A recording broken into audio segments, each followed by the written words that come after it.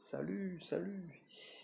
Euh, dernière vidéo, dernière vidéo probablement dans ce lieu, mais surtout, il a été moins une pour pouvoir honorer l'engagement de le faire une par jour, parce que minuit sous peu, donc c'est maintenant. Sinon, plus tard, ce sera demain. Ce temps, cette vidéo, on n'a pas été clairement préparé. Et en fait, j'ai failli pas la faire.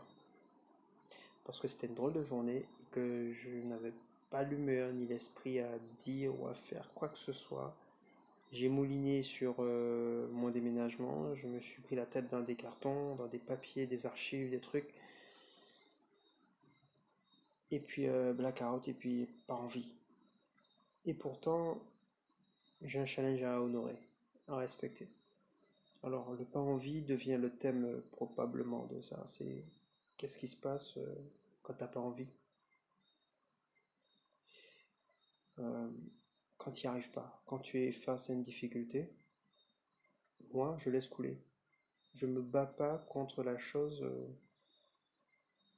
contre laquelle j'ai du mal. Parce qu'en fait, quand je me force à faire quelque chose à contre-cœur, je le fais mal. L'énergie, l'intention n'est pas à son plus haut niveau de contribution. Du coup, là, on va dire que je me force. Au départ, je me force à y enregistrer cette vidéo. Mais très vite, je me remets dans le rôle, je me centre et je me dis quelle était mon intention au départ de ce projet, de cette chaîne, du blog qui va être associé, tout ça. Quelle est l'intention?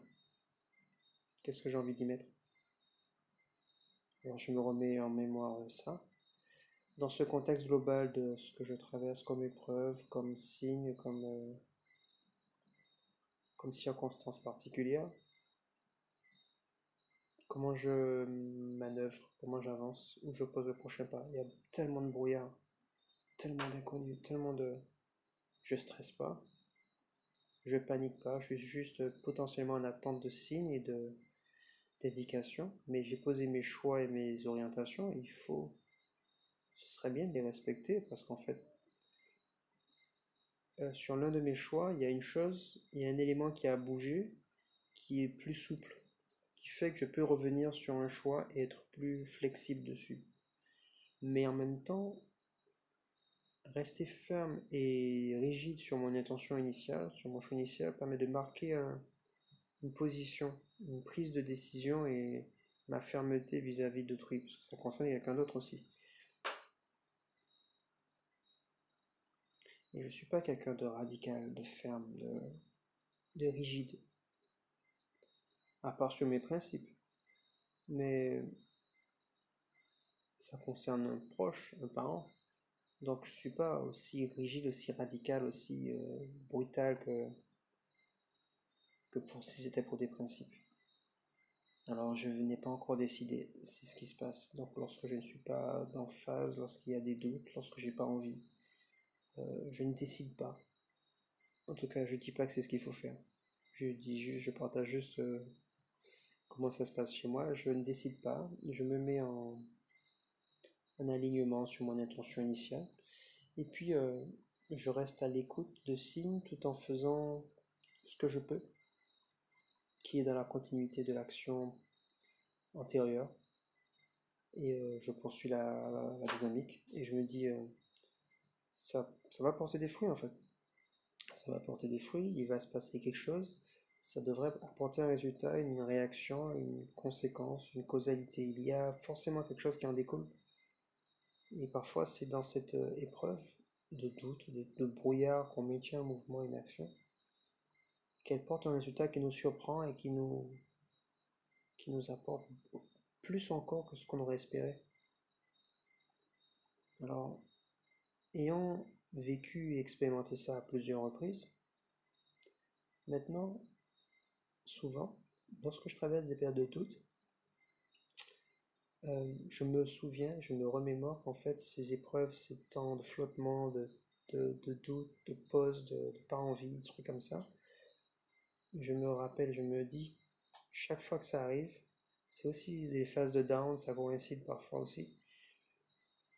Ça fait partie, c'est le creux de la vague, les vagues avancent, surf sur la vague. Euh, Elle t'emmènera quelque part, forcément, il y a un truc à prendre, il y a un truc à découvrir, il y a un truc à vivre.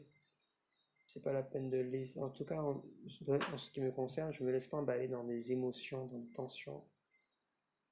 Peut-être à chaud quand la situation se présente, mais en fait, je me mets vite en recul et je temporise. Donc ça permet de temporiser. C'est inutile de s'arracher les cheveux, de péter un câble. Ça résout pas la problématique. Ça fait pas avancer les chemins publics. Il se passe rien en fait. S'énervant en envoyant tout balader, ça ne résout pas le problème. Le problème, il se remanifestera derrière. Une des solutions serait de regarder le problème en face. Mais là, il n'y a pas de problème précis, il est flou. Donc c'est juste laisser la chose se manifester. Toi, tu fais ce que tu as à faire. Si t'as pas envie, ben relaxe-toi, ressource-toi, fais un truc qui te fait plaisir, qui te fait du bien. Et puis, le moment venu, quand un acte, une action sera pertinente, si tu es suffisamment centré et réceptif, tu sauras que là, il y a un truc à faire. Là, c'est ton moment, c'est à toi de jouer. Alors souvent, c'est comme ça que ça se passe pour moi et j'ai souvent des résultats et des surprises de synchronicité, des choses qui répondent alors que je ne savais pas laisser en avance ce que ça allait donner. Et quand ça s'éclaire, je dis, ah, ça c'est pour moi. Voilà, voilà. Donc, tenez bon.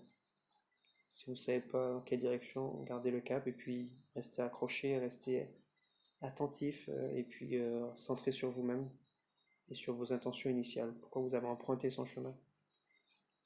Pourquoi vous avez entamé ce chemin? N'oubliez pas pourquoi vous avez entamé ce chemin. Voilà. Sur ce, je vous souhaite une bonne nuit ou une bonne matinée selon où vous êtes. Et puis à plus tard. Ce sera peut-être pas à minuit la prochaine vidéo, ce sera peut-être aujourd'hui même. Enfin pour vous. Pour moi, ce sera demain. Et puis ben, ciao. À bientôt.